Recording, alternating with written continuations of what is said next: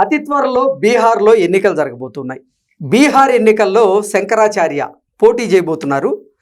గోమాతని జాతీయ మాతగా ప్రకటించాలి అనేటువంటి స్లోగన్తో ఇప్పుడు శంకరాచార్య బీహార్లో పోటీ చేయబోతున్నటువంటి నేపథ్యంలో ఈ అంశం మీద మనం పూర్తి స్థాయిలో విశ్లేషణ చేసుకుందాం. ప్రస్తుతం మనతో పాటున్నారు ప్రముఖ రాజకీయ విశ్లేషకులు, ప్రముఖ సీనియర్ జర్నలిస్ట్ సిఎస్ రావు గారు. వారితో మాట్లాడదాం. సార్ నమస్తే. సార్ నమస్తే. త్వరలో బీహార్లో ఎన్నికలు జరగబోతున్నాయి. శంకరాచార్య ఆయన బీహార్ ఎన్నికల్లో పోటీ చేయబోతున్నారు అన్నట్లుగా కొంత ప్రచారం జరుగుతోంది. అయితే బీహార్ ఎన్నికల్లో గోమాతని ఒక అస్త్రంగా మలుచుకొని ఇతను గోమాతని జాతీయ మాతగా ప్రకటించాలి అంటూ ఆ నినాదాన్ని ప్రజల్లోకి తీసుకువెళ్ళేటువంటి ప్రయత్నం చేస్తున్నారు. దానివల్ల బీహార్ ఎన్నికలలో ఆయన అసలు ప్రభావాన్ని చూపించేటువంటి అవకాశం ఉంటుందంటారా? ఇప్పుడు రాజకీయ వ్యూహంలో భాగంగా బీహార్ రాష్ట్రంలో రకరకాల ప్రయోగాలు జరుగుతున్నాయి. అక్కడ బహుశా ఆ ప్రయోగాల్లో ఒక ప్రయోగం ఇప్పుడు శంకరాచార్య ఎన్నికల రంగంలో దిగటం, ప్రత్యక్ష ఎన్నికల్లో పార్టిసిపేట్ చేస్తారని చెప్తున్నారు ఆయన. శంకరాచార్య పీఠానికి సంబంధించి పరంపర తీసుకుంటే ఈయన ముక్తేశ్వరానంద సరస్వతి ఈయన పేరు. శంకరాచార్య అంటే శంకరాచార్య పరంపరలో అనేక మంది వస్తుంటారు కదా. ఈయన ముక్తేశ్వరానంద సరస్వతి ఈయన. ఆయన పీఠం ఎక్కడుంది? ఆయన పీఠం జ్యోతిష పీఠం అయింది. జ్యోతిష పీఠం శంకరాచార్య పరంపరలో అనేక పీఠాలు ఉంటాయి కదా. ఈ పీఠాల్లో ఒకటి జ్యోతిష పీఠం. ఈ జ్యోతిష పీఠానికి ఈయన ముక్తేశ్వరానంద సరస్వతి అధిపతి. ఆయన అనౌన్స్ చేశాడు, అఫీషియల్గా అనౌన్స్ చేశాడు, మేము బీహార్ ఎన్నికల్లో పార్టిసిపేట్ చేయబోతున్నాము, బీహార్ ఎన్నికల్లో పోటీ చేస్తాం. మా డిమాండ్ ఏంటంటే గోవుని జాతీయ మాతగా గుర్తించాలి, ఇది డిమాండ్. ఈ డిమాండ్ తోటి మేము ఎలక్షన్కి వెళ్తున్నాము అని చెప్పారు. అంటే ఈ స్వామీజీలు ఎలక్షన్లోకి వస్తున్నారంటే అందులో శంకరాచార్య పీఠానికి సంబంధించి వస్తున్నారంటే ఇది మామూలు విషయం కాదు. ఏదో మనం తేలిగ్గా తీసుకోవాల్సిన అవసరం లేదు. ఎందుకంటే బీజేపీ ఒకవైపు హిందూ మతం, సనాతన ధర్మం వీటన్నిటిని భుజాన వేసుకొని వెళ్తూ ఉన్నటువంటి పార్టీ. సేమ్ ఈ పీఠాలు కానీ మఠాలు కానీ పీఠాధిపతులు కానీ అదే భావజాలం కదా. మరి బీజేపీకి ఒక ప్రపోజల్ చేయొచ్చు ఈయన, ఈ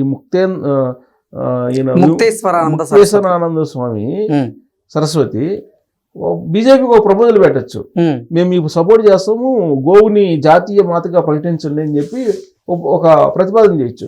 కానీ వీళ్ళే డైరెక్ట్గా అక్కడ దిగుతున్నారు అని అంటే అక్కడ ఏదో సంథింగ్ ఓట్లకు సంబంధించినటువంటి ఈక్వేషన్స్ ఉంటాయి.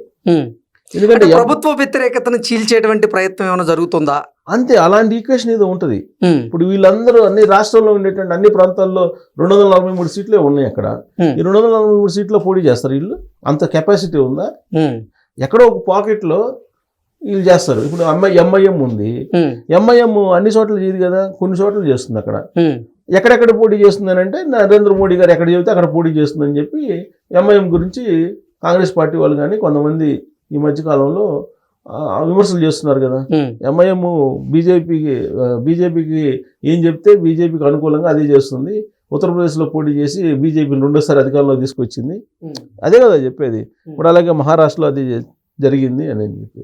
ఒక కర్ణాటకలో మాత్రం ఎంటర్ కాల ఎంఐఎం. మరి ఎందుకైనా కానీ కర్ణాటకలో ఎంటర్ కాల. కర్ణాటకలో ఎంటర్ అయ్యి ఉండేది, కాకపోతే అక్కడ ముస్లిం పెద్దలు వీళ్ళని రావద్దని చెప్పారు, అందువల్ల పోలేదు. లేదంటే కర్ణాటకలో ఎంటర్ అయిన వాళ్ళే కర్ణాటకలో ఎంటర్ అయినట్టయితే రిజల్ట్ వేరే విధంగా ఉండేది. సో దేశవ్యాప్తంగా కూడా మోడీ ఫ్రెండ్లీగా అసదుద్దీన్ ఓవైసీ వ్యవహరిస్తున్నారు అనేటువంటి ఒక అభిప్రాయం ప్రత్యర్థుల్లో ఉంది, బీజేపీ ఇతర పార్టీల్లో ఉంది. సో ఇప్పుడు మళ్ళా ఈ రీసెంట్గా ఒక డెవలప్మెంట్ ఏంటి, ఇప్పుడు పొంగనూరుకు సంబంధించినటువంటి ఒక అతను బీజేపీకి సంబంధించి అనుగుణంగా దానికి సమాంతరంగా వ్యవహరిస్తున్నాడు. భారత యువజన పార్టీ ఏదో పెట్టారు, రామచంద్ర యాదవ్. ఇప్పుడు ఆ రామచంద్ర యాదవ్ అక్కడికి వెళ్ళి ప్రచారం చేస్తున్నాడు. రామచంద్ర యాదవ్కి ఇక్కడే లేదు, ఆయన నియోజకవర్గంలోనే లేదు, ఆయన అక్కడికి పోయి ప్రచారం చేస్తున్నాడు. పెద్ద ఎత్తున ప్రచార సభలు నిర్వహిస్తున్నారు అక్కడ. ఎందుకు? అక్కడ యాదవ్ సామాజిక వర్గానికి చెందిన వారు ఎక్కువ, యాదవ్ సామాజిక వర్గం ఎక్కువగా ఉంది. ఆ యాదవ్ సామాజిక వర్గానికి సంబంధించిన ఓట్లని చీల్చాలి ఏంటి? ఇప్పుడు యాదవ్ సామాజిక వర్గం ఎవరి వైపు మొగ్గు చూపుతుంది అని అంటే సర్వేలు ఏం చెప్తున్నాయి, ఆర్జేడీ వైపు మొగ్గు చూపుతున్నాయి అని చెప్పి సర్వేలన్నీ ముక్త కంఠంతో చెప్తున్నాయి. సో కాబట్టి యాదవ్ సామాజిక వర్గాలను చీలికి తీసుకురావాలి, అలాగే ప్రభుత్వ వ్యతిరేక ఓటు చీలిపోవాలి, అలాగే ముస్లిం ఓటు బ్యాంక్ చీలిపోవాలి. గంప కొత్తగా ఆడ మహాగఠబంధన్కి పడకూడదు, అంతే కదా, సింపుల్ లాజిక్ అది. ఉమ్, సో కాబట్టి ఇది ఈ ప్రయోగంలో భాగంగానే ఈ ముక్తేశ్వరానంద సరస్వతి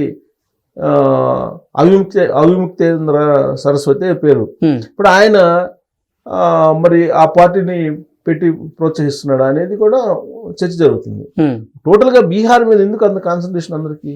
నవంబర్ లోపల నేను ఎన్నికలు పెడతానని చెప్పి కేంద్ర ఎన్నికల సంఘం ఆల్రెడీ నిన్నే అనౌన్స్ చేసింది. ఉమ్, నవంబర్ లోపల నేను ఎన్నికలు పెట్టేస్తానని చెప్పి. ఉమ్, బీహార్ ఎన్నికల ఫలితాల తర్వాత జాతీయ స్థాయిలో ఉండేటువంటి రాజకీయాలు మారిపోతాయి అనేది ఒకటి బలంగా వినిపిస్తుంది. ఉమ్, ప్రస్తుతం ఉన్నటువంటి ఎన్డీఏ ప్రభుత్వం ఇద్దరి మీద ఆధారపడింది. ఉమ్, ఒకటి నితీష్ కుమార్ జేడీయూ, ఉమ్, రెండు చంద్రబాబు నాయుడు గారు తెలుగుదేశం. ఈ రెండు పార్టీల మీద ఆధారపడి ఉంది. ఉమ్, ఈ రెండు పార్టీల్లో ఇప్పుడు రేపు రాబోయేటువంటి ఎన్నికల్లో బీహార్లో గనక ఒకవేళ నితీష్ కుమార్ గనక అధికారంలోకి రాకపోతే, ఉమ్, ముఖ్యమంత్రి కాకపోతే ఆయన ఎన్డీఏలో భాగస్వామిగా ఉంటాడా వెళ్తాడా అనే దాని మీద సీరియస్ చర్చ జరుగుతుంది. ఉమ్, ఇప్పుడు బీహార్లో ఉండేటువంటి పరిస్థితి సర్వేలు ఏం చెప్తున్నాయి?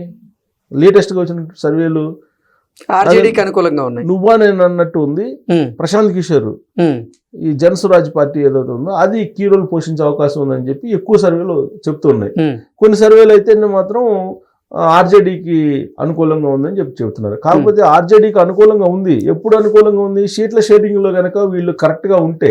ఉమ్, ఇప్పుడు సీట్ షేరింగ్లో ఆర్జేడీకను కాంగ్రెస్ పార్టీకి మధ్యలో పొంతన కుదరట్లేదు. ఉమ్, అందుకే ఆర్జేడీ మొత్తం స్థానాల్లో పోటీ చేస్తా ఉంటుంది. తేజస్వి యాదవ్ అదే చెప్పాడు కదా. ఉమ్, తేజస్వి యాదవ్ ఏం చెప్పాడు? మేము మొత్తం స్థానాలు పోటీ చేస్తాము అని చెప్పి ఆయన చెప్తున్నాడు. ఉమ్, అంటే సీట్ల షేరింగ్ విషయంలో వీళ్ళ మధ్య ఖచ్చితంగా తేడా వచ్చే అవకాశం ఉంది. ఉమ్, ఆడ ఆల్రెడీ చిన్న చిన్న పార్టీలు ఇంకా 2-3 ఉన్నాయి. అన్ని కలిపి మహాగఠబంధన్గా ఏర్పడ్డాయి. ఉమ్, వాళ్ళ సీట్ల షేరింగ్ విషయంలో వీళ్ళకి ఖచ్చితంగా తేడాలు వచ్చే అవకాశం కనిపిస్తూ ఉంది అక్కడ.